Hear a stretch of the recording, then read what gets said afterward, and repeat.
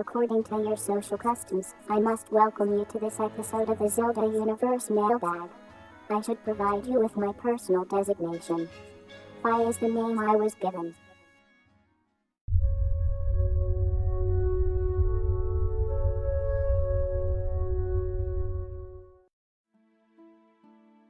Our first question comes from Pig Knight, who asks, if there is a new Zelda game coming out, what would you hope will be in this game? What type of graphics would you like most? Skyward Sword, Twilight Princess, or Phantom Hourglass graphics? What about Link's Adventure? And what features do you hope will come back in this new Zelda game? First of all, you mention a game entitled Link's Adventure. However, there is a 99% probability that such a title does not exist. Perhaps you are referring to the Adventure of Link. As far as a preferred graphical style, I must say that undoubtedly I am partial to that from Skyward Sword. However, I feel that this style can be massively improved upon with the adaptation of HD. Imagine the greater detail that could then be displayed. Each brush stroke could look different and unique. The texture of actual acrylic paint piled on in the Impressionist style. It would certainly then live up to the notion of a painting set in motion, controlled by you. Yes, I would prefer a high-def version of the Skyward Sword style. The rest of the questions involve Skyward Sword and potential spoilers, though it is inadvisable to continue forward should it be that you have not yet completed this game. Our next question comes from Kicker1015, who says, I just recently finished Skyward Sword, but I am a bit confused. There was little to no mention of the three goddesses, but the Triforce appears. How is the legend of the Golden Goddesses start?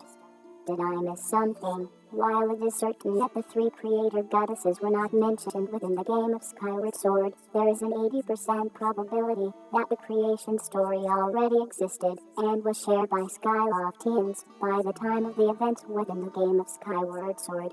It may simply be that the developers did not include a mention of the creator goddesses, nor an iteration of the creation story, as it was irrelevant to the story of Skyward Sword. However, there is a 20% probability they are merely part of a creation myth, and that the Hylians have not yet invented that particular myth, and will not do so until after they have forgotten the goddess Hylia. Oral tradition is one of the least reliable methods of information retention and retrieval. Our next question comes from X Factor, who says, at the end of Skyward Sword, I know the Master Sword was placed back in the pedestal of time in preparation for Ocarina of Time, but what about the Triforce? Wasn't the Triforce at the end of Skyward Sword left in it to be Hyrule? Whereas in the beginning royalty the Triforce was in the safety of the Sacred Realm. Am I missing something? Master Link was in possession of the complete Triforce at the end of Skyward Sword. It cannot be mere coincidence that the Triforce was already located at the Sealed Temple by the end of Skyward Sword. There is a 95% probability that shortly after the events of Skyward Sword, Master Link used the sealed grounds now called the Temple of Time to seal the Triforce away in the Sacred Realm. Our final question comes from Matthew's fan, who says, what are your thoughts on Zelda Skyward Sword? Did you like it? I cannot without great bias state my impressions of Skyward Sword, being that I am a chief character in said game.